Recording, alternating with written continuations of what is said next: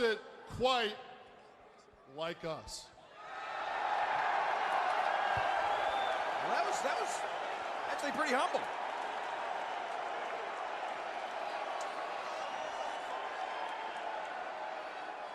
Hey, yo.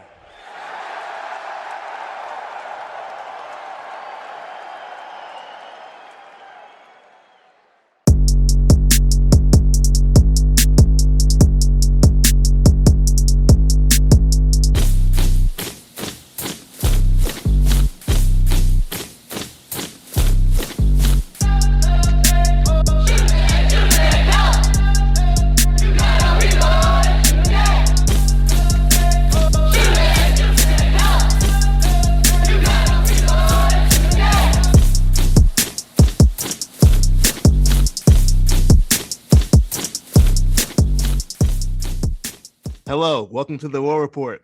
My name is Quan. Cyrus is on assignment, so I got a special guest with me tonight. I'm not gonna, mess around. We got stuff to talk about. Chris Mack, welcome back to the show, sir.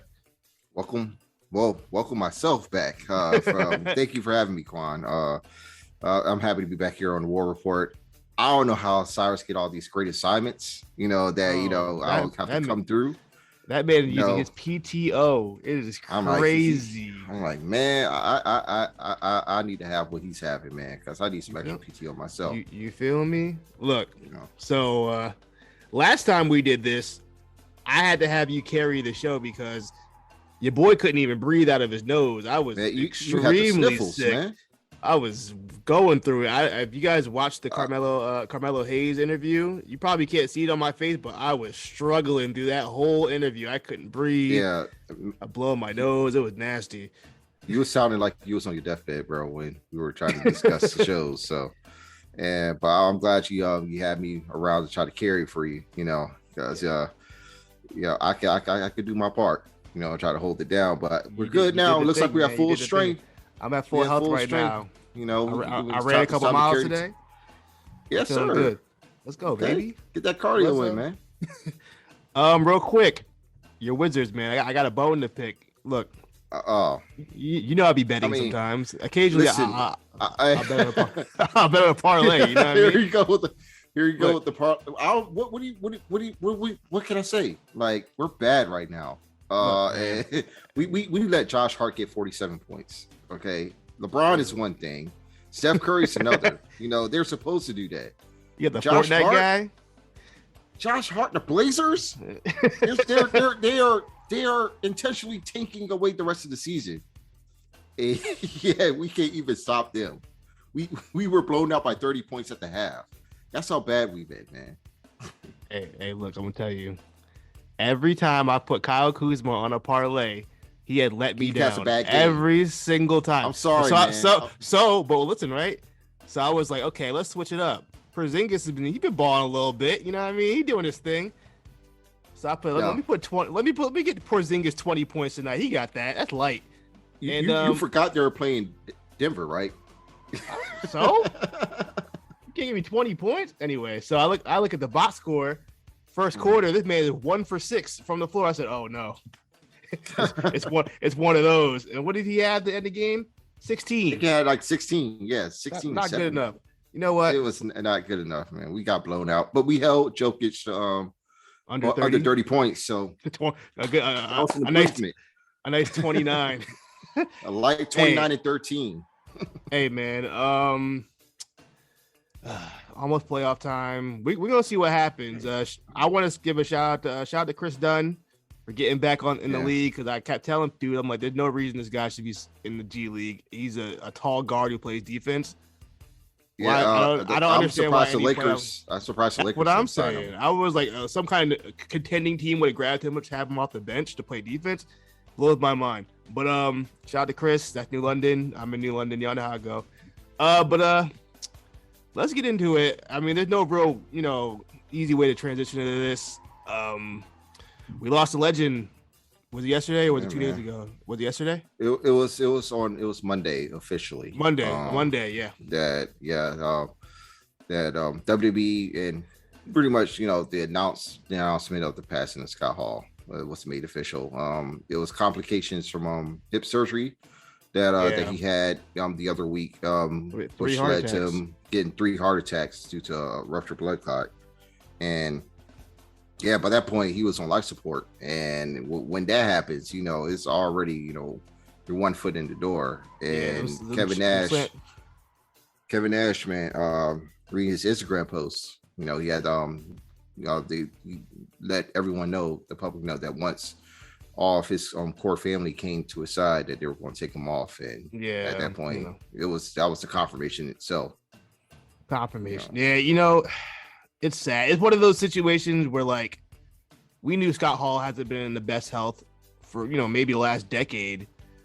And I'm happy he got to live, some more years. And he seemed a lot healthier after, dealing with DDP and, really changing his life around. But, man, it's just crazy how fast they could just switch up that fast. But you're like, he seemed good. We saw him just a year ago at WrestleMania, and now he's gone. But just like, what did he? I mean, you're obviously much more of a wrestling historian than I am. I didn't watch WCW when it was happening, and I wasn't watching WWF when Razor Ramon was a thing. So my idea of Scott Hall is a little different from, maybe someone like you. Tell me how you what impact he had for you growing up, or were you a Scott Hall fan?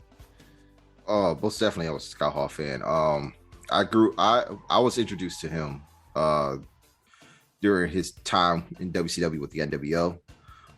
He was I did recognize like this Razor Ramon character until I started watching like older WWF tapes, and they had like the history of WrestleMania, and then they showed Razor Ramon and Kevin Nash as Diesel, and I was like, oh wow, it's Scott Hall and Kevin Nash. And I didn't know about their other gimmicks at the time. So I got to see the ladder match he had with Shawn Michaels, and recognize how interesting and dynamic of a worker that he was for a man of his size. He was like 6'7", 287, like huge dude. But people don't realize how big that dude. Yeah, people don't realize how he one of those really deceptively big people. Like, you don't realize how big he is, especially when you're standing next to Kevin Nash all the time. But that is a massive man. That's like he's solid, man.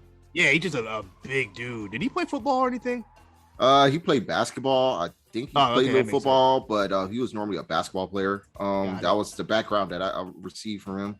I know Nash played ball, but yeah, Nash too. It's funny, dog, because you see those two in particular with the outsiders. Like, you got a dude from DC that was born in the DC area in Hall, and Kevin Nash being from Detroit, and they end up being like two of the coolest white dudes ever, in the history of professional wrestling.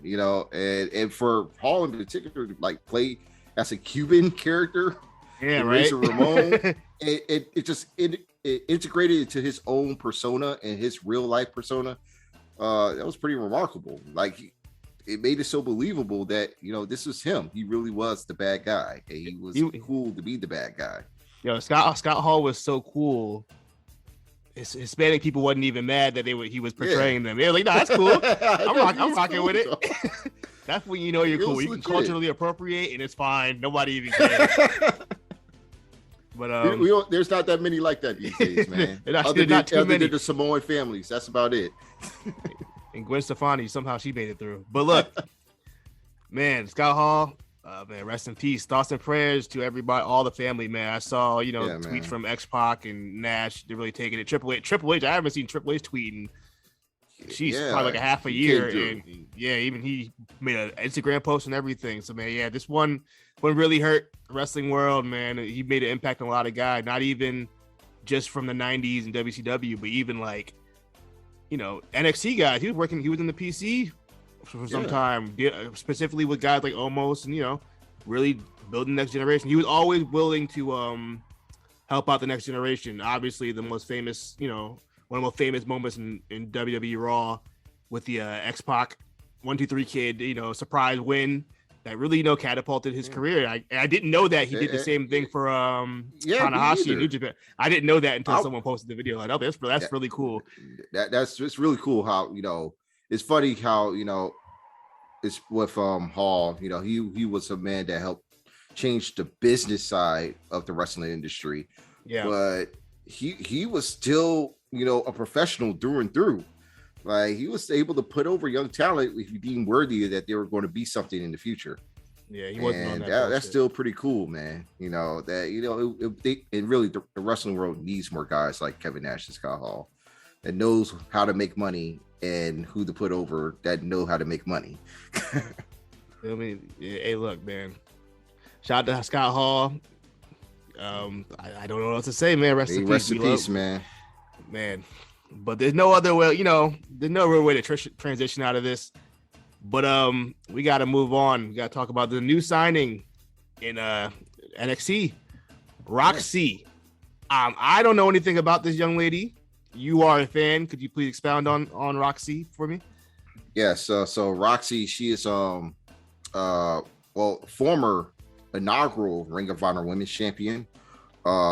That was also trained by Booker T and was part of his reality wrestling promotion. Young, she's really young. I think she's like 20, right? Just turned 20. Yeah, she just turned 20. So they have a lot of time with her. It's going to be easy for her to develop within that system. To get her to work the style that that the company wants her to be, and it gives her time to be a nice little fixture within the NXT program, because she'll fit right in like a glove. What kind of style does she work, really? Well, since she is pretty small, like she's almost probably a little bit, not to say she's just as small as Cora Jade. So, but she works closely like a hybrid lucha style. Okay. Not as much as like her rival and friend Miranda Alice, who's also a trainee with Booker T. And I'm unsure if she's going to make the jump to WWE or continue to work AEW dark shows going forward. Okay. But Roxy, it's a little hybrid style, a little technical. She like to do submissions from time to time. But it's still good. Like, she's still like have a little roughness to her because she's still young and pretty green. Still at times. Inexperienced, of course. But she could still be able to put together a solid match with the right people around her. Awesome. So yeah, if you like, man, I can recommend some matches. I did put some matches in our I think you put it in the Discord as well. So if you want to check some out, but yeah, she's pretty solid. And she has a whole hell of a lot of potential. So I'm looking forward to see what she could do in Orlando. All right, look, Roxy, I'm gonna tell you right now, that name got to change. That is a terrible name. I'm sorry. I mean, I know people don't like the name. It's going to change, man. It's definitely that has to change. That name is terrible. I'm sorry, guys. Y'all can be mad. Different name, man. Please, Roxy something. If you give me a last name, I'll be cool with that. If it's Roxy something else, or if she doesn't want to go by Rock, I don't know. But Roxy, get that out of here. But best of luck. We'll probably see. I'm sure we'll see her on TV pretty soon. It seems like they don't wait to debut guys no more. Like, you're on TV right now. So yeah, especially has enough experience too. She should be able to get a character together and be on TV immediately after. All right. Well, while one door opens, a door in a different company closes. A forbidden door, you would say. Joey Janela, he is not re-signing with AEW after his contract expires in May 1st, I believe, is the day his contract is over. I think we all kind of saw this one coming. He's been outspoken in interviews a couple times about how him and management had kind of don't have much of a relationship anymore at this point. He just kind of is on dark, and that's pretty much it. We don't really see anything else him doing anything for the last probably 2 years. So it seems like an end of an era for him in AEW. It started off really strong, and then at some point Tony Khan must have lost interest in having him work shows. I'm not really sure what's going on with that, but did he now? I don't know, man. What do you think? What do you think about this? For disclosure, I wasn't really the biggest Joey Janela fan coming up, but I've always managed to watch the inaugural spring break shows during WrestleMania weekend, just to see what the hype around it was all about. And it really, his shows there began, the start of what will become AEW. Would just bring it in, all these folks within the independent scene having these wild, insanely dream matches, having just the crowd and the atmosphere unlike anything else. And it benefited in bringing him in with AEW for the All In show, and initially getting some momentum within the earlier days working with the show. But it was pretty clear within the beginning that there was going to be no future plans for this guy. And it did when him and Sonny Kiss got relegated to Dark.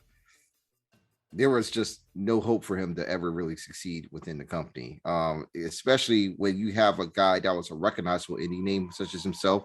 You would think you would have to put him on TV from time to time and become a fixture, at least for the TNA championship.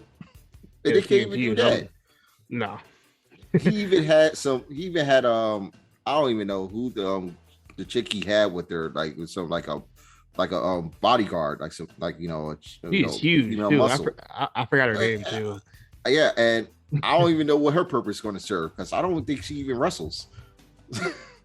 I have no idea. For what it's worth, that Sonny Kiss Joey Janela match that they had on Dark was actually pretty good.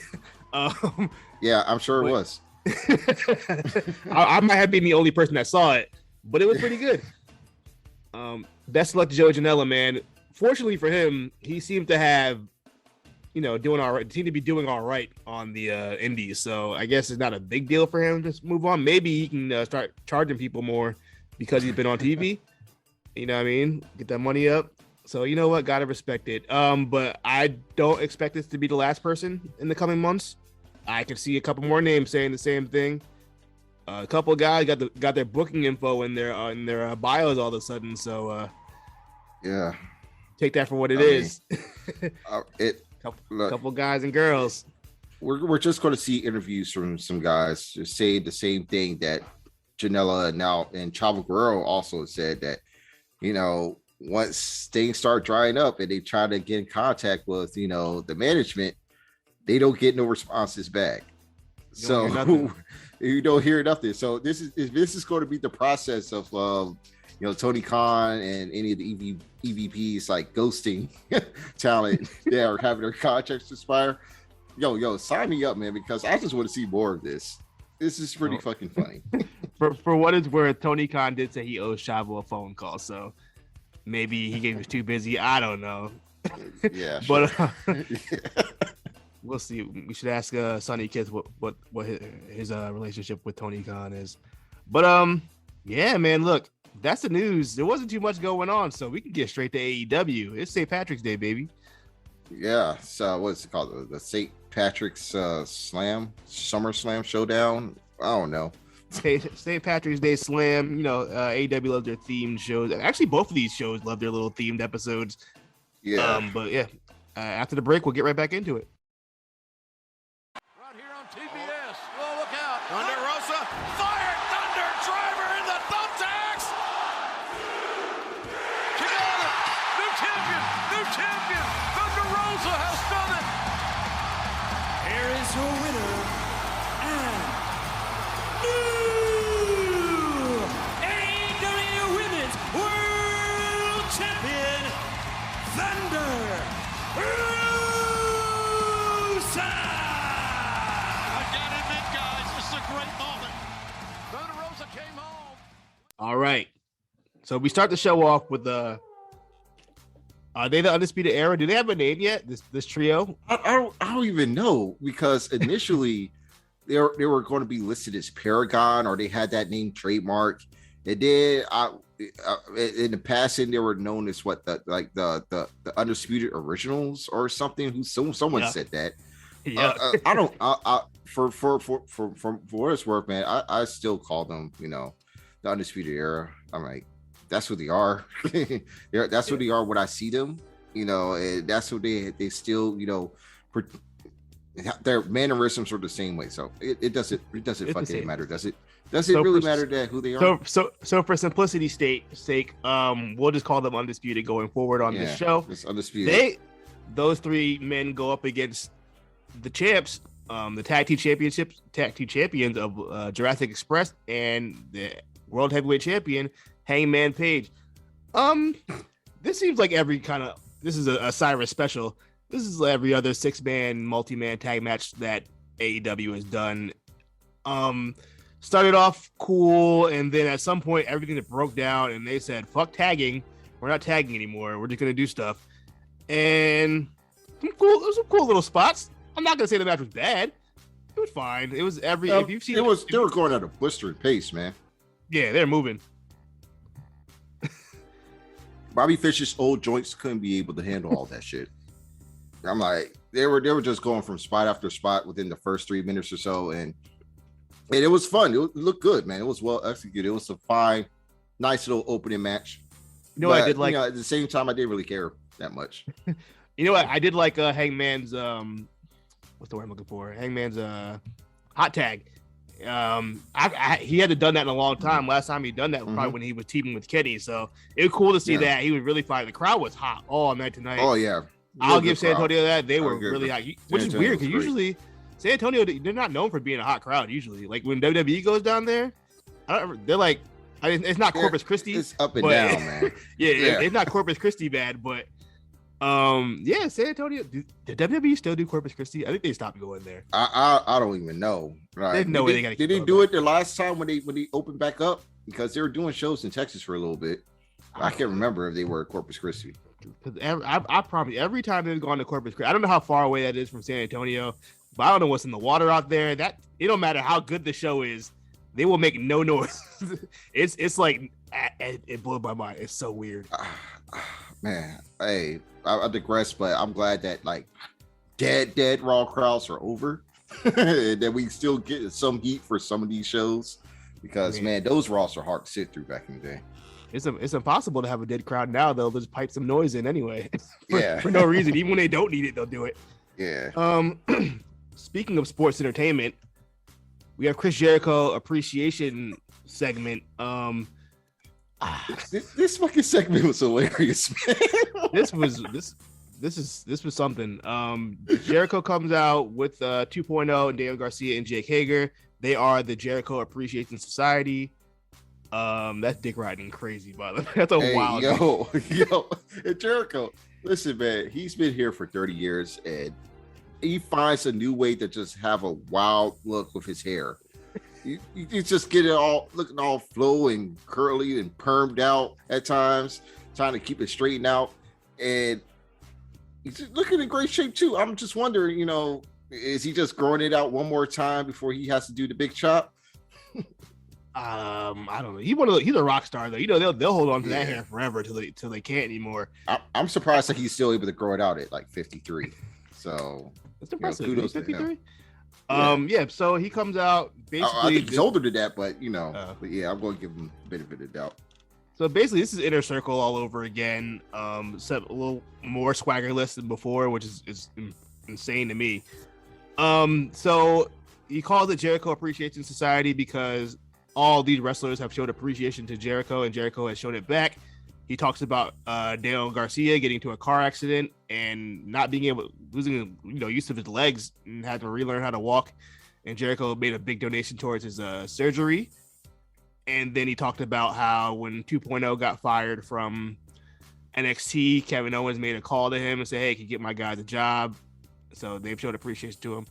He took a shot at the 2.0 name, but that didn't start in NXT. That started in Chikara. So it was 3.0. I think it was 3.0. They've had it in forever. They've had it in forever. They didn't even use the 2.0 name at NXT. They went with Everrise. They did go by Everrise. Yeah. And before that, did you catch him say January 6th? Oh my God! Yo, right? So I was looking at my phone when he was talking, and all I heard was January 6th. A group of guys. I said, "What?"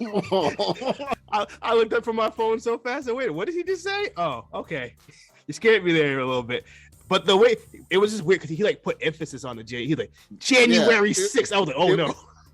That was an incredible troll job from him, man. That was funny. That was funny as shit. You think he did that on purpose? Yes. Most definitely. Do you think that was a dog whistle for his boys, or was that like a rib for the crowd? Like, I know y'all be talking about me, or what? Yeah, do you think he's just oblivious? No, that was definitely a rib because he's talking about how he be seeing tweets about him, you know, how people are shitting on him through Twitter or the internet, and he'd be like, "Yeah, I saw that. That hurt me," you know. So, so for him to bring that up, it emphasized the date, even though it was in 2019 and not 2021 or some shit like that.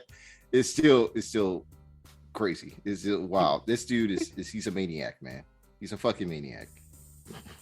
So as the promo goes on, we do, I just had a whole tweet that low-key went viral. We're talking about sports entertainers versus pro wrestlers. Jericho must have seen that tweet or something, because all of a sudden, he called himself a sports entertainer to get heat. And how do we feel about this? I'm on two thoughts about it, but I want to hear what you have to say first. All right. Well, watching this show, it feels like they're building towards something. I don't know if it's intentional or not, but for Jericho and the rest of the Appreciation Society to classify themselves as sports entertainers, and what we'll get to later on here about this group that's happening that are focusing on being professional wrestlers. I don't know. It looks like we might be getting blood and guts war game style shit or something in the future. I don't know. I'm logically speaking, that should happen, but we don't know what the hell goes on in this company sometimes. So I guess it's just a way of trying to get a rise out the crowd, which still makes no sense because pro wrestlers are sports entertainers and vice versa. Yeah, but according to that side, sports entertainment is almost damn near a bad word. It's almost, bad as like mark or something. So like it's the crowd reacted. Jericho knows how to get that crowd to react. So you know what? Maybe he's right. I think it's kind of corny. Marks. Yeah. I think it's kind of corny that they, once again using a WWE reference to get heat, but Jericho has been doing that since the start. I mean, that's just what he's gonna do at this point. Yeah. We'll see how this goes. As you know, I'm a big fan of Daniel Garcia, so hopefully, something comes of this for him. I think he's, if there's a purpose for this stable, it should be to get Daniel Garcia over. That's it. None of the other guys need it. So to me, if they accomplish that, then the mission, I'm cool with that. We're gonna see. This is Chris Jericho we're talking about here. So in AEW, right. So this is all about Jericho. I would just try to be optimistic and just right. But so we'll see how Eddie Kingston responds along with Pride and Powerful. Next up, TNT Championship match: Wardlow versus Scorpio Sky. You want to talk about it? Man, they already ruined Wardlow for me, man. They ruined it for you? You didn't like that? Well, before we even get to the post-match stuff, let's talk about the match first. What didn't you like about the match? In a record amount of time, like since we already knew that there was probably going to be shenanigans happening here in this match, because it shouldn't have gone as long as it did. And once again, they found a way to make him look like a damn idiot. Like power bombing Scorpio Sky multiple times should have been the match. Did goddamn Daniel Lambert came out. I mean, he's watching Scorpio Sky get destroyed. But this is after he was getting heat, trying to get heat on Wardlow, working him over, and Wardlow selling for him. Why?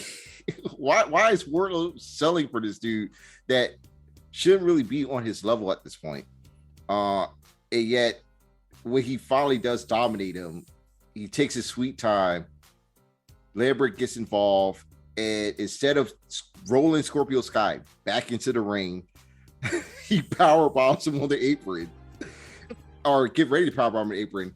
It is what Sean Spears come out with chairs. He stares him down. Yeah. And this is also what's there. The referee, he's like, "Hey, come back in the ring. Come back in the ring." Not even counted the dude out. Like, do the refs count out at all on this show? Like, I don't see any count outs at all. They have the most useless referees I've ever seen in my life. They don't do anything. They don't count for tags. They don't count people out of the ring. They don't do anything. They're just there to look good and just count one, look 2, like 3. Idiots. Yeah, they look like idiots. They but in this case, Wardlow look like an idiot here, man. That was because in this case, the booking and Wardlow didn't look like a goof. He looked like this is something that I expect from like on a Monday Night Raw, but I don't expect that from the Booker of the Year to be doing stuff like this. It was extremely overbooked, man. Too. Yeah, overbooked to crazy. But like the match itself, it was. I don't see what they see in Scorpio Sky. I think he's kind of bland. He didn't really do anything for me. But I guess he was owed this. Yeah. Yeah, man. Wardlow, he's over. I'll say that much. But he I guess in kayfabe, because he's inexperienced, he got his emotions took over. He should have been focused on that belt. But it is what it is. Get Shawn Spears off my TV screen. That's one thought I had about this match. MJF comes out. Obviously interference. Scorpio Sky gets the win. Post match beatdown. Hey, Wardlow getting his ass whooped. That's pretty much it. Wardlow getting his ass whooped. Again, they just beat the shit out of him. Like they even had the MMA dude just come in and just throwing elbows to Wardlow. Why is he beating up on Wardlow? Like he should, if anything, he should have got destroyed in the middle of the match. He should have tried to run into the ring and get tossed out of there. He's a shooter, man. Like, You're a real shooter. It just made him look like a goof, man. All right now, and I know that Wardlow's likely going to get his comeuppance soon, with Spears and MJF. But he just looks like a total geek. Like they made him out to be a geek here. Like he still took a pinfall loss in the whole process of it. It didn't really protect him at all. But I don't think it'll hurt him. But yeah, the 2 losses Wardlow has had have been really weird losses. Both of them. They don't know how to really like book him without him. Like look, I don't know. It's weird. Obviously Wardlow will be fine. I don't think this pinfall hurts him, character wise. He's over his shit. So in the long run, it's just more story to build more heat. We're obviously probably going to get to Wardlow MJF at Double or Nothing, which they got a lot of story to it. So it should be. You know what? I'm gonna say it early. It's probably gonna be a pretty good match. I've turned around on MJF. I have turned around on MJF. You know why? Because I think this Punk feud ever since the first match they had, we've cut off all the edgelord bullshit. When he's not doing the edgelord bullshit, he's fantastic. I have no complaints about this guy at all. I think he wrestles great. I think his promos are good. It's just when he gets to that edgy shit, it was like, okay, the low hanging fruit stuff. I just like, ugh. Come on, man. Like we're better than this. Yeah. If he cuts that out, I'm telling you, he could be on my list of guys who I'm really into.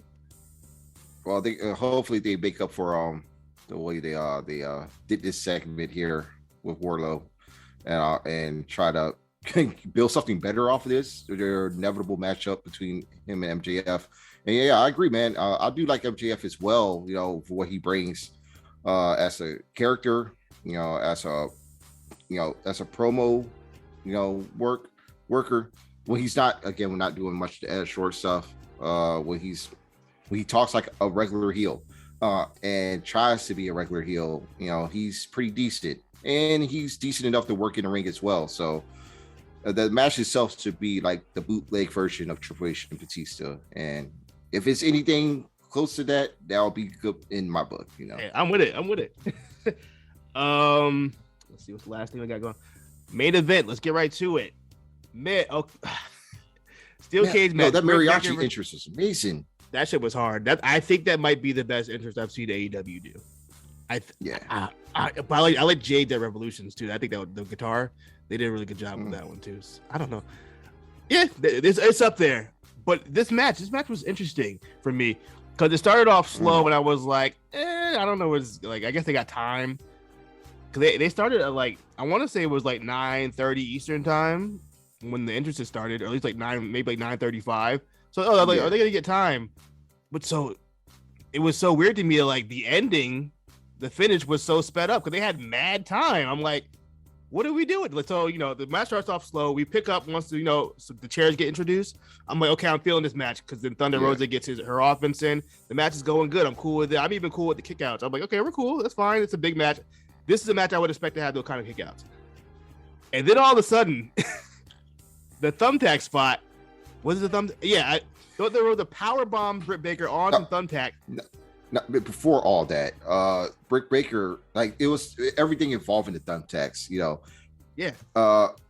We missed a ref bump with Britt Baker running into Paul Turner and knocking him out of the ring, and Thunder Rosa. This is when the match actually starts to fall apart. Yeah.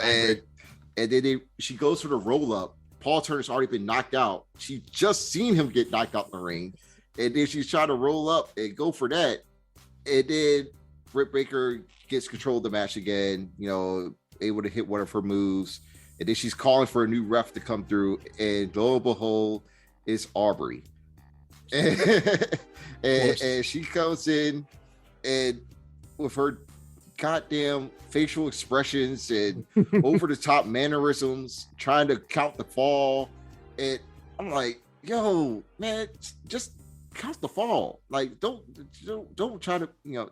This is the thing with the AEW refs, with her, with Bryce, with Rich Knox. That shit was cool 10 years ago in the independent scene. Can't be doing this shit in a major promotion now. You know, like, they were trying to get themselves over as characters when they're supposed to be the match official. You know what I mean? It's supposed to be focused on the match and the workers that are involved there.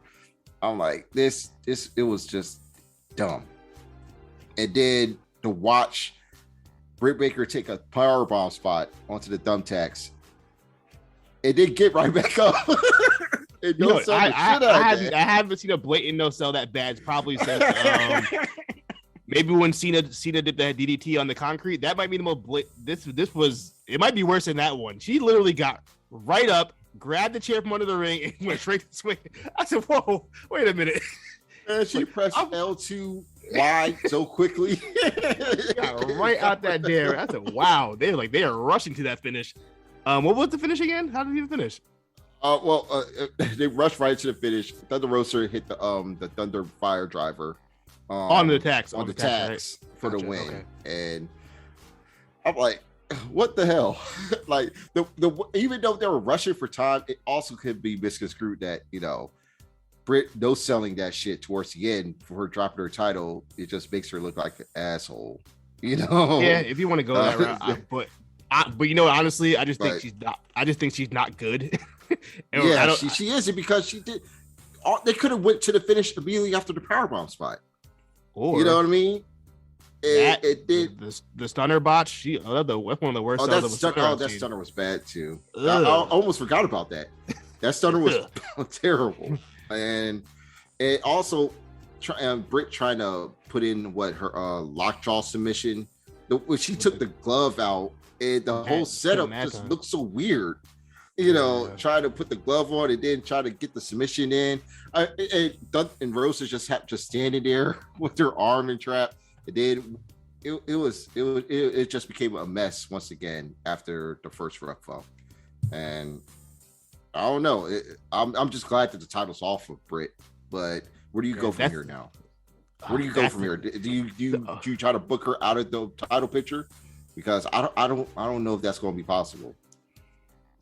That's my question. There's a couple questions. Well, before we go even further than that, because Cyrus is not here, I'm going to be nice to AEW. I get a chance to be nice. I will tell you what I did like. I did like the table, the chair spot, the stack of chair spot on the turnbuckle, and Britt Baker fall into that. That was nice. Brutal looking spot. Entrance was cool. That too? Nah, not really. No, she sold it. But they just went straight to another spot really quick, so they didn't really give it time to sell. But she sold it for the time were supposed to. They did it. The entrance was cool. I like the entrance, and the right girl won. I'm happy for Thunder Rosa.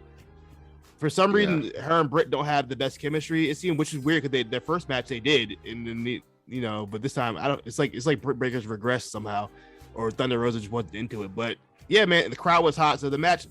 It was decent. I give it a 3.25 out of 5. So I'll give it for what it was. It was better than Revolution. Now, from where did Thunder Rosa go from here?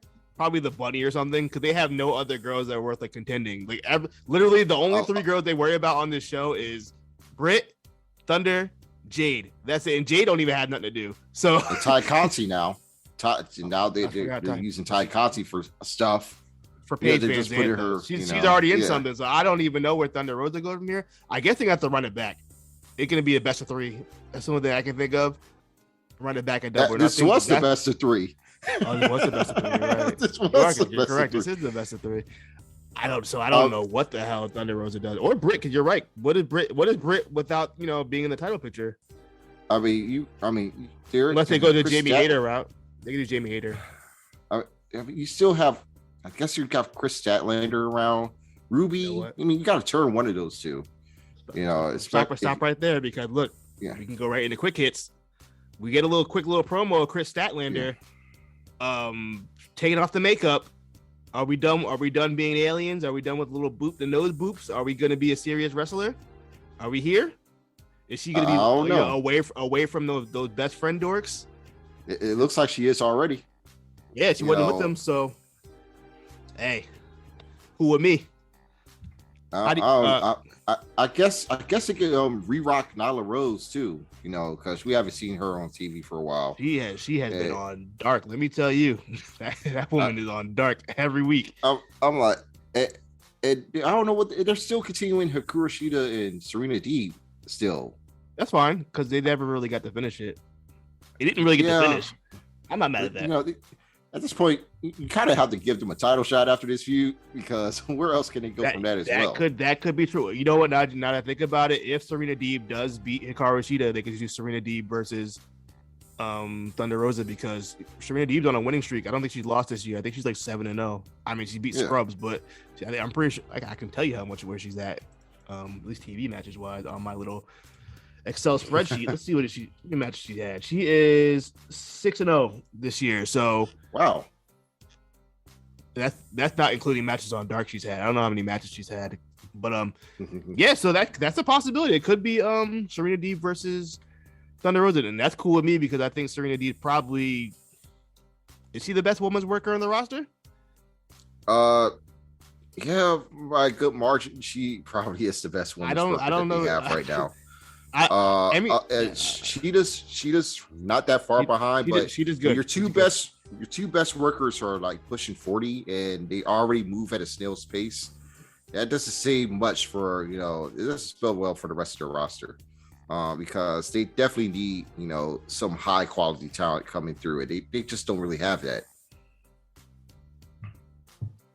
Red Velvet. Anyway. I fuck with Red Velvet. Put her on TV more.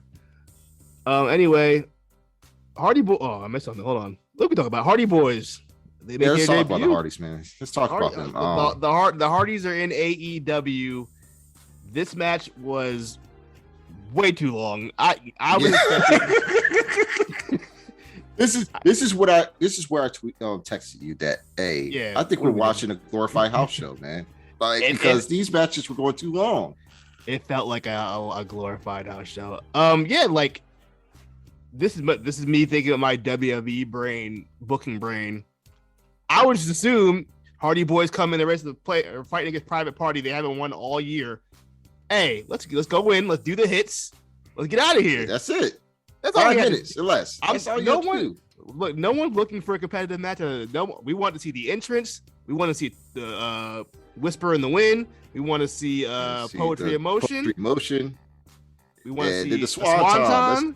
Let's go home. That's all we were looking for.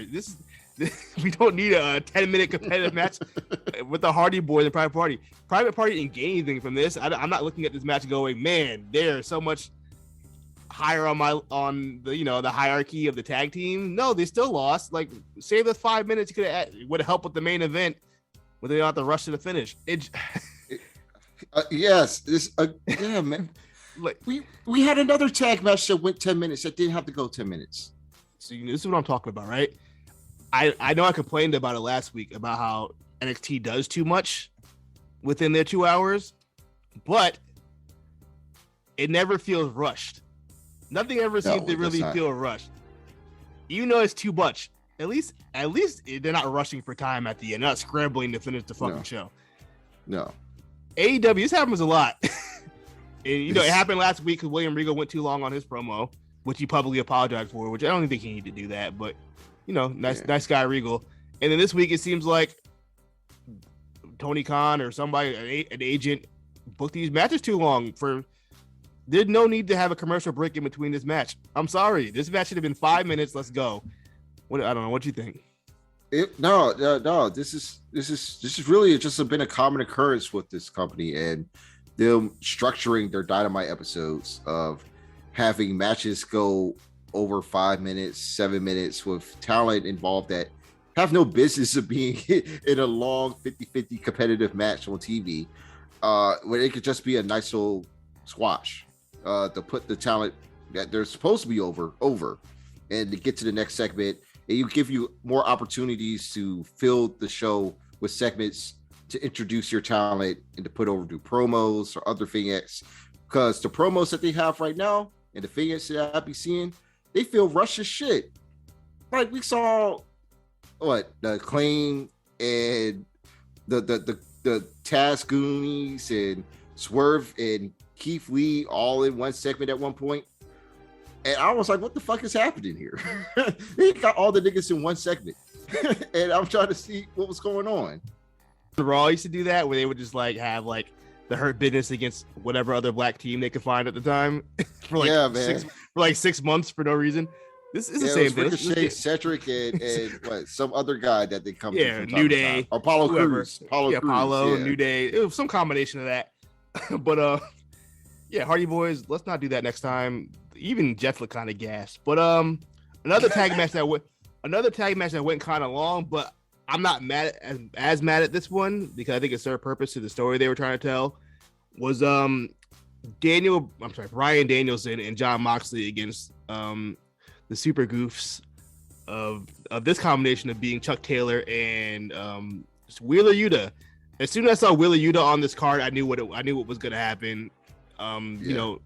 Weeks prior, Bryan Danielson shouted out Wheeler Yuta and said he needs to leave those goofs and come rock with the real wrestlers.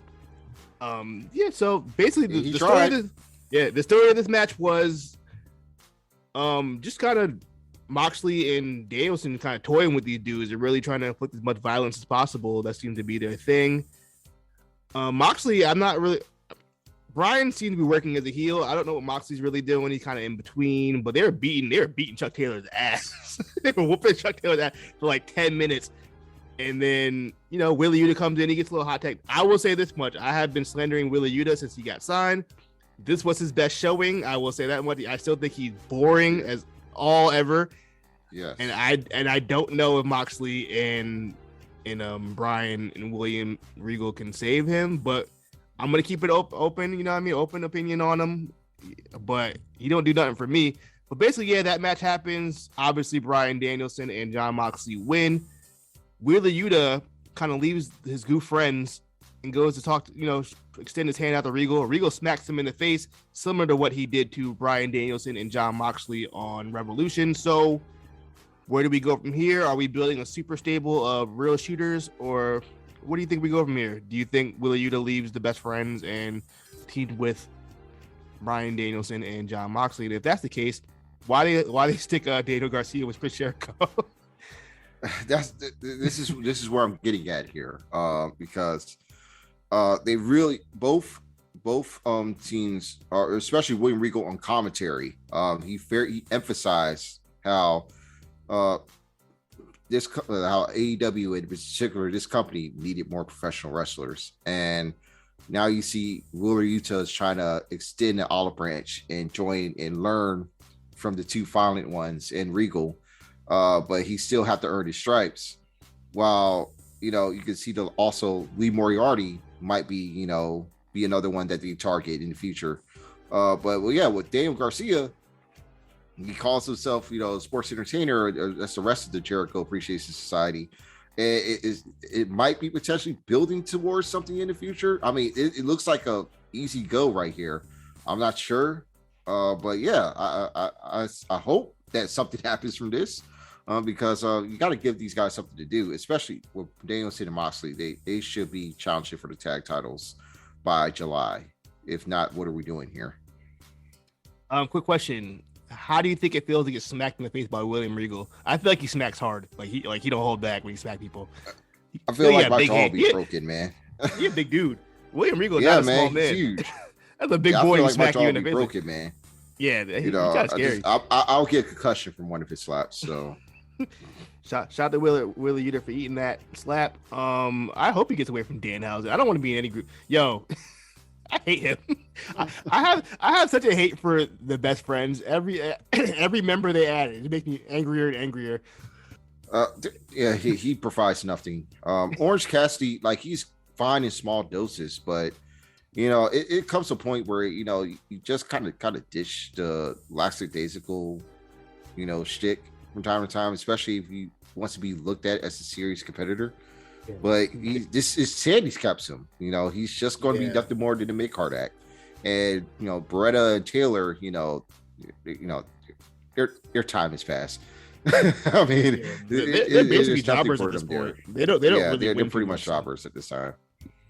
You know, so I'm like, they're done. And Beretta, he probably can't go that long anyway because of his injuries. So they're there to serve a purpose. That's just be jobbers to the stars. So good for them. But yeah, no more best friends. You know, once Wheeler, you know, leaves, get them off because he will be leaving. But yeah, that's AEW. I think some stuff with like FTR happened, but I wasn't paying attention because I don't care. Yeah, they got buried by the Bucks. It was fine. nothing. I don't care. Yeah, Nick Jackson looked ridiculous. Fuck him. All right. After the break, we're gonna talk about NXT 2.0. An incredible match between A-Kid and Kushida, but with me now is Santos Escobar, and congratulations on qualifying for the NXT North American Champion. Mackenzie, I said it before, I'll say it again. I am the greatest luchador of all time. I'm the greatest luchador this company has ever seen. At Stand and Deliver, it's my time. Es mi momento. I will be the new North American champion.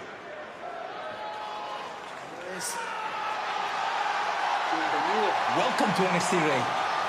Thank you. The greatest luchador of all time. Santos, come on. All right, NXT 2.0. I'm just gonna knock out the opening segment and the ending segment all in one topic. The show starts off with Miz TV. Why?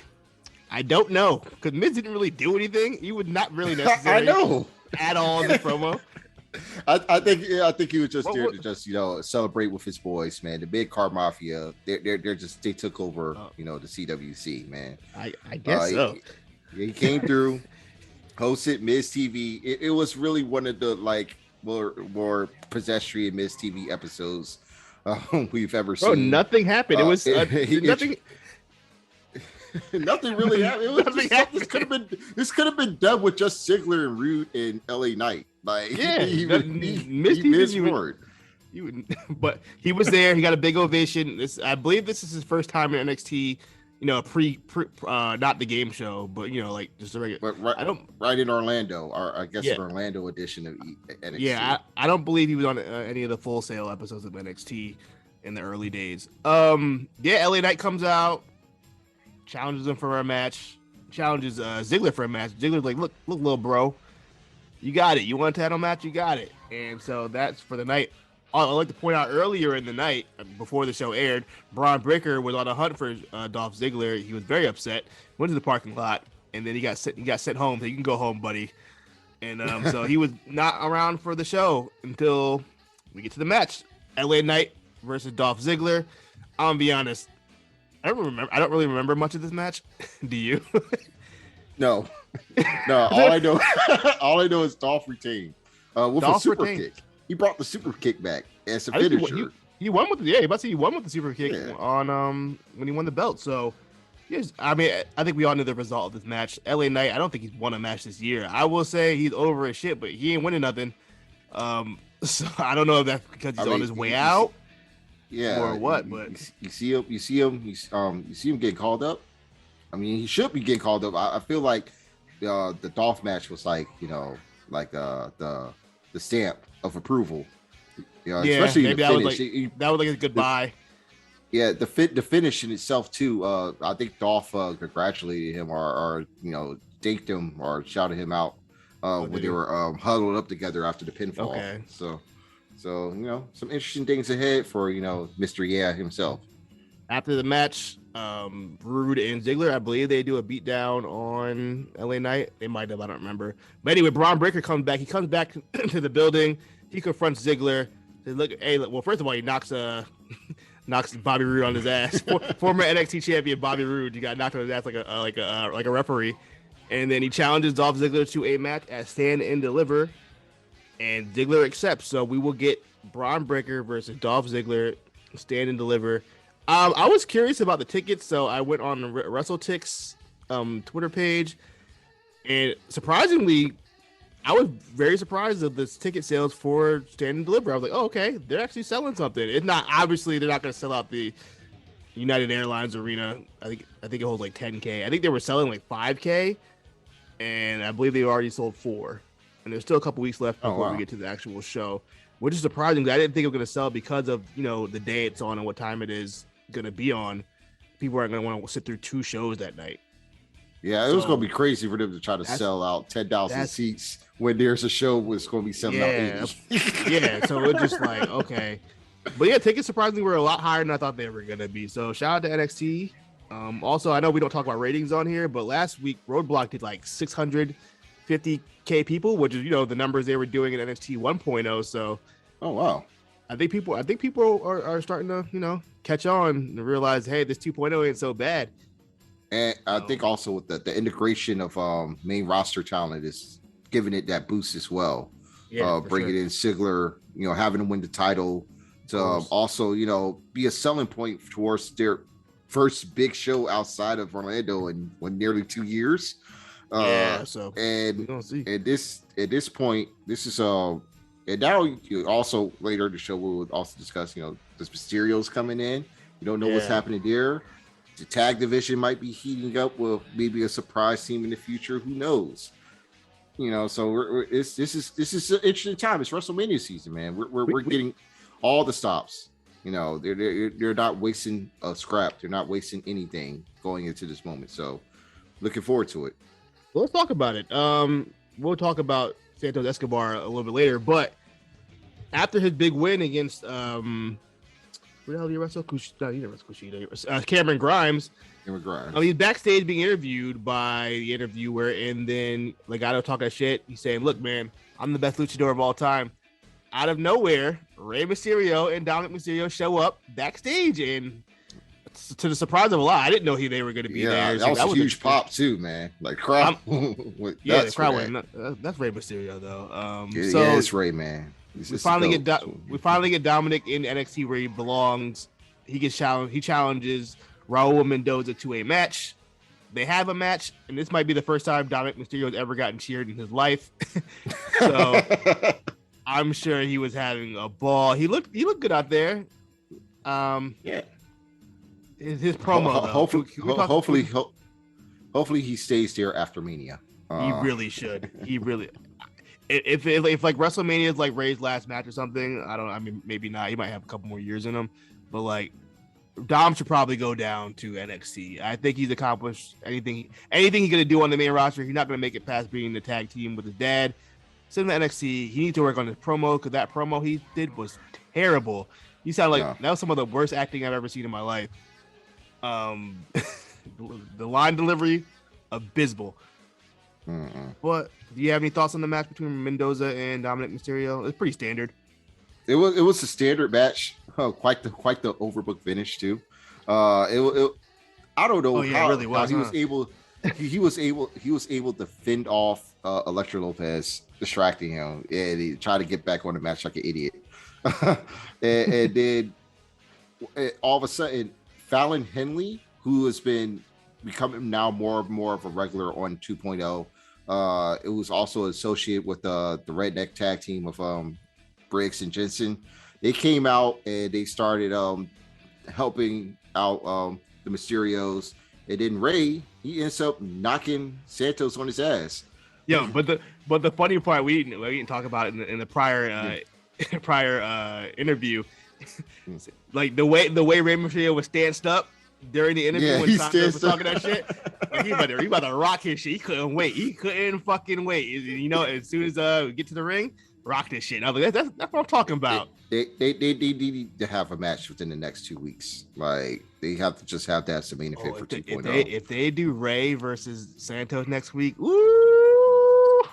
That's all you need. That Ray, that's Ray. He's always going to be the benchmark there for any future luchadors coming through. And that's it. That's your calling. You got to face Ray. You gotta be there with the best, the greatest luchador of all time. And if Santos proves his worth, which I believe he will, against someone like Ray, he'll be up. He'll be next up. So, but it's the benchmark match. So this is the best time, the best show to have it on, because I don't know if Santos will get an opportunity of that magnitude on the main roster at this moment. So to have it there on NXT, that'll be great. And you know what? Santos deserves it for all the bullshit he had to go through for the last 4 months with Zion Quinn. He deserved whatever. Yeah. Oh, next up, Tommaso Ciampa gives a real heartfelt message. It seems like this is definitely his going away promo that he'd done 4 different other times already. But this one seems like the real deal this time. Very Gargano-like in a way too. They're both really good at doing that fake I'm leaving, but I'm not going anywhere really. This is for another feud. Did you see the angle coming with Tony D'Angelo coming out and attacking him? I didn't see that one coming. I don't know how I feel about it. I did see. I actually, in a way, I kind of expected Grayson Allen, but with him being involved with the NXT North American ladder match, I was ruled out immediately. I knew something was coming. An angle was going to happen, but I did expect Tony D'Angelo. I don't know. Tommaso got some shoes put on for that night. He's got to get his working boots on. Put them working boots on, boy. I'm not as harsh on Tony D'Angelo as a lot of you guys in the Discord are. I think he's improved. I'm sure the match will be good. I don't remember last time Ciampa's really had a bad match. He can I think he's enough of a vet where he can carry this guy to at least a decent match at minimum. D'Angelo's he's fine in the ring. It's just that he's just got to tinker with his character more, because it's too much of generic Italian guy as opposed to be something that feels really, really authentic. That is to the core. NXT has a problem with some really one-dimensional characters. I think Mandy Rose is another one. Actually, all Toxic Attraction are very one-dimensional characters. I think they need to work on that. It's weird because they have some really dynamic characters, and some people are just like, this isn't going to go any further than where it's at right now. I think with the Toxic Attraction, with their one dimension, though, it's just a stable that it kind of bounced off one another. It got a little more, it got more mileage than it is if it was just a singular person. And I want that at this point, that's all I know. Me too. I want the belts all off all of them now. It served their purpose. Yeah. I think honestly, I think it's time for all of those three to move up now. Because the women's division desperately needs some more talent. We'll get there. Let's before we hit our last main hit. MSK versus Imperium. Was that for the tag belts? Not for the tag belts, right? No. It's not for the tag belts. That one was for the tag belts, but Imperium won, but that was last week. Creed brothers, however, they came out and they were trying to figure out who attacked them, because they didn't know, because they did not see who attacked them in the parking lot. And when MSK came out, the crowd immediately started booing him because they figured that they were the ones that did it. But as it turns out, they might be like the biggest red herring of them all here, because but their promo was kind of strange, because they weren't really sounding like their usual selves. They had a little more edge to them. The last couple weeks they've been pretty edgy. Rocking those MWO shirts or not, but yeah, they're giving off the vibe that they're probably a red herring here in this process, because because Imperium, they want to challenge them both to a triple threat tag match, but they're still like got the Grizzled Young Veterans also involved as well, and they're going to be facing the Creeds next week. But the culprit is still at large. Who knows who's, because so far every tag team in their division has been accused, and all of them are denying it. Exactly. I saw some theories on Twitter that I hope are true, because at one point they did say, who was it? The Creed brothers did say that they heard people with accents. Now, it could have been Grizzly Young Vets. I'm hoping, as you know, I've been campaigning for these guys for a little while now, that Pretty Deadly from NXT UK are coming over to join this tag division in NXT 2.0. And if they do, let me tell you, shit gonna be different. That would be cool. That would be cool. I like some of their stuff. I love Pretty Deadly. Also, it's funny because Shelton Benjamin also teased them potentially doing the attack as well. It was either Shelton or Cedric Alexander. It was Cedric. Who hurt y'all? He just tried to get booked. I know he's trying to get something going, but for real, they should have the hurt business over at 2.0 from time to time as well. I would like that, just to give them something to do. Plus, Shelton can work with all the young guys. I'm cool with that. If that actually it does happen. If it does end up being hurt business, I'll be kind of disappointed though. I ain't gonna lie. Yeah, I've already Deadly would be a good one too. I've already Cody Rhodes myself into thinking that it's gonna be Pretty Deadly now. So any other option is gonna be I'm gonna be upset. Let's get into these quick hits real quick. We talked about it briefly. Santos Escobar versus Cameron Grimes. The winner gets into the ladder match. Santos Escobar gets a much needed win. I thought this was the match of the night. Yeah. I really enjoyed this. They got time. Yeah, man, Cameron Grimes has been on a different level. He's another guy who seemed to be losing a lot, even though he's really over. Yeah, they started to do a story off that too.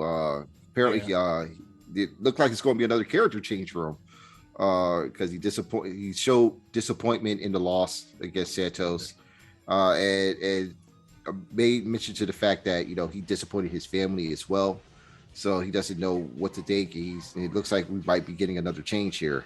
Don't know when. Don't know if it's just tinkering with it. I don't know if he's going to drop the Rich Boy act and go back to his already dropped the Rich Boy act. He didn't really do the rich guy gimmick anymore. It didn't feel like it. He hadn't done that in a while, I feel like. Fun match. Any of the matches this week out of the two shows, I would say they're probably the best match out of the two shows. This is my match of the week, I guess. Next up, A-Kid versus Kushida. Number one, I'm very, very happy to see A-Kid in NXT. Number two, change that name. That name is terrible. Change that damn name. A-Kid. That might be one of the worst wrestler names I've ever heard in my life. I'm not even exaggerating. I was surprised to find out that he was a youth player for the Real Madrid soccer club.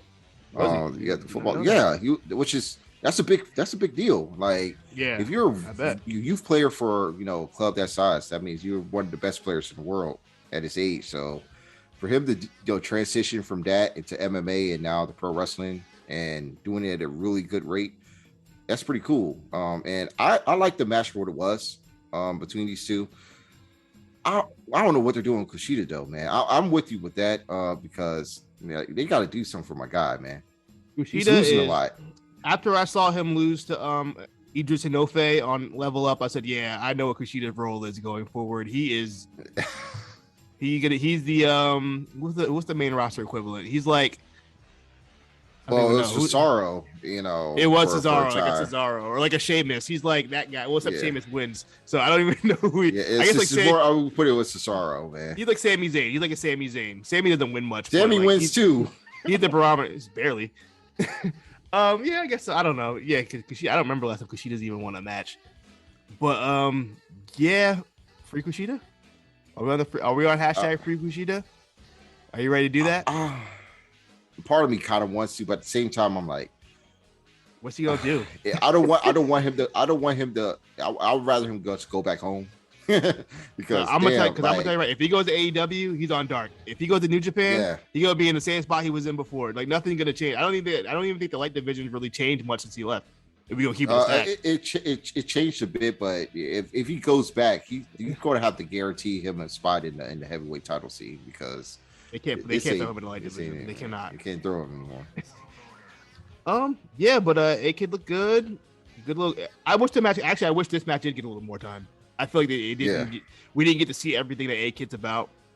It kind of ended pretty quick, but it was hashtag Technical Boys. I love you know how I feel about the Technical Boys, and I hope they run it back. I hope A-Kid gets a push because he's really good. I do think he's fantastic.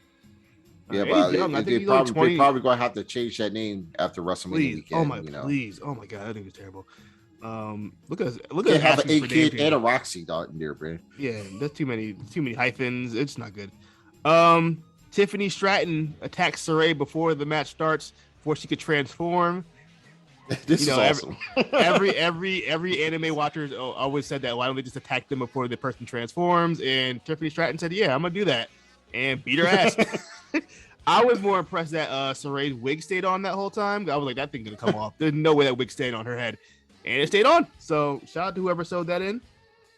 I like Tiffany Stratton's finish a lot too, man. That's pretty cool how she did that rotation off.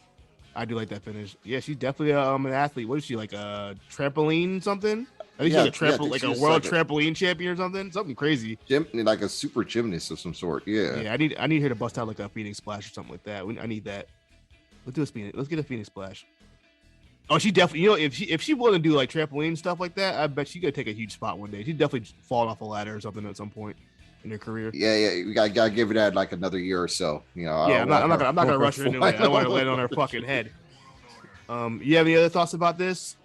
Or this a match for Takeover? It probably might be like a nice little match for Takeover, or the tape shows that they do before Takeover. It was cool. It's just giving some heat for Stratton, building some adversity for Saray, and it looks like much like with the anime, when she was unable to transform, I guess she lost also her wrestling ability as well. I know, because she wasn't able to use all her moves as well. Somehow she forgot to wrestle, even though what? Yeah, she wasn't able to do her big spots, like because she drop kicked herself out of the ring, and that was it. She's a mere mortal now. And then we transitioned into probably one of the worst segments I've seen in a long time. But okay, it was like really bad, but also there was some funny stuff. So Indy, Hartwell, and Persia are still feuding about. I don't even know what they're feuding about at this point. But first, let me start with the good. Jealousy, man. Let me start with the good. I thought them coming out together was really funny. I was like, when the music played, tag teams should do that shit. They should like more tag teams are bigger to do that shit. When the music played, I saw both their names like on the Titantron screen. Like, they're not gonna come out together, are they? And then they were coming out together, and they were trying to like outpose each other on the way in. I said, okay, that's really funny. I've never seen that before. That's really funny. Yeah. And then the match started, and boy, shit fell apart. No, I did not. I did not care for this match when it was going on. This was terrible. This is all right. I know we joked about NXT being really horny. This is too horny. We've gone too far. This is one of the horniest shows on television, bro. We have jumped the horny shark at this point. They had a full-on makeout session. It was a damn near orgy in the middle of the ring. That's all you gotta know. I don't have any other thoughts in this match besides don't ever do that again. Let's end all of this. Let's stop. Everybody stop. Let's rethink everything. It would have been crazier. It would have been crazier if Loomis, when he had his dumps up, Duke Hudson had his dumps up as well, and I'll be like, this is one of the shark jumping craziest shit I've ever seen here on television. But hey, the segment hit TMZ. So hit TMZ. That is the barometer we are at right now. I mean, is that the segment hit TMZ Twitter? This shit. I mean, hey, any press is good press for Vince, man. I guess so. And for NXT, yeah, it is one of the horniest shows on television. I think Rob in the Discord, he said that Shawn Michaels get all his impure thoughts out of his Christian mind booking this show. He really does. You gotta cut it out. Let's cut this out. Yeah. Well, we're not done yet. Hold on, we got one more thing. Cora Jade. I was ready to wrap this up, but before we even get there, Cora Jade, on some real Home Alone shit. She went really Home Alone on this, locking JC Jane inside of a, I don't know what it was, like a little closet, a little storage area. No, Gigi Dolan got put in the dumpster, which is, low key a little bit fitting.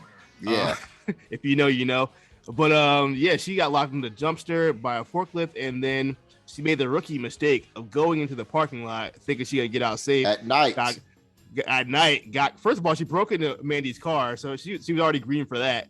And then Mandy was already in the back seat because she's a wily veteran. She knew Corey was gonna go in that car. Got her ass up out of there, stomped her out, and then spray painted her in a nice little tribute to the NWO and Scott Hall. And I thought she was going to chloroform Thor, man, because I thought it turned into some secret agent shit. Jesus Christ! You think you'd have like a little wire choker while she's in front of the seat like this? Man, that the running segment throughout the show. It was silly. But it didn't hurt anything. I think it got some heat to that feud. It's going to be Cora Jade versus Mandy Rose at Stand and Deliver. Hopefully this is Cora's time. We might as well just do it now. I think Mandy as women's champion has served its purpose, and we can move on from that. So yeah, that was that. Do you have any thoughts on the whole Home Alone situation? I mean, it does add some character to Cora, being this mischievous, plucky underdog that's able to, set people up when possible. But she again, some really well thought out traps. Yeah. But her youth and inexperience cost her here, especially with not having Raquel by her side. And Mandy and Toxic Attraction just was able to outnumber her and, put her in her place. But hopefully this just builds up, more intrigue going into their matchup for Stand and Deliver. And yeah, I hope she can pull off the big upset here. Next week should be pretty interesting. We got the Dusty Finals next week, right? I believe Walter had a segment too. I forgot to write it down. Didn't Walter do something? Did he call somebody out? Or am I bugging? Wait, who? Gunther. Oh yeah. He confronted LA Knight. So I guess that's going to be the Stand and Deliver match. And guess who's going to lose? LA Knight. That's right. What's LA Knight's record? Hold on. That match should be interesting because all my life I never would have thought I would have seen Gunther and LA Knight as like a match for one another. I don't even know how good that will be. Like it feels like a weird clash of styles. That's a very weird clash of styles. But I guess in Walter's case or Gunther's case, like he gonna have to get used to working with guys like that who aren't aren't gonna be. I don't know, taking them chops. You think Randy Orton taking them chops? Randy Orton ain't taking them chops. No, he's gonna be pissed the moment he takes one. Randy Orton ain't taking that chop. So yeah, well, we'll see where that goes. But besides that, I got nothing else for the night. Do you? Man, it was a pretty good show. Your usual just you'll get from these crew. It's the fastest 2 hours I will be able to watch. The horniest 2 hours that you'll be able to see, and they're just rolling, man. This is just how it's going to be for WrestleMania season. They finally got some momentum. They have their characters established. We are here now. The world has been built. It hasn't even been a full year yet. It hasn't even been 6 months. It's been just a little over 6 months. But yes, that was the week. That was NXT. That was AEW. Chris, I would like to thank you again, especially because little insider knowledge. This was very last minute. I got Chris on there. Yeah. Chris sacrificed a workout for this, so I really appreciate him in that. I know he's trying to get swole. Yeah, guys, look, y'all know the drill by now. Please sign up for the Patreon. We got so much content out right now. Legendary Run, X8 Diaries. I'm on that, so you definitely gotta go check that out if you haven't already. Fun stuff, man. Love X8 Diaries.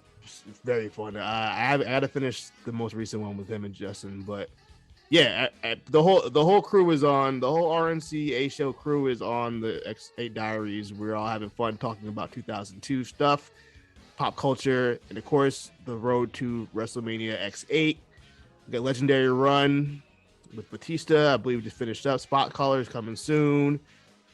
Of course, you get the shows early. You get our show, A Show, with Fat Guy Greg this week. It came out early. Great Bret Hart talk. Very good Bret Hart talk. Yeah, and of course, Rewriters Room as well. So yeah, we got a lot of stuff going on. At some point, Meals and Justin are going to eat that hot chip, but Justin ran away. He's out of the country. He ran away out of the country because he's scared. And Yeah, man, that's it. Thank you guys for listening. This has been fun. I will catch you next week. I think Cyrus will be here next week. Who knows at this point? That man got all unlimited PTO. So it might just be me.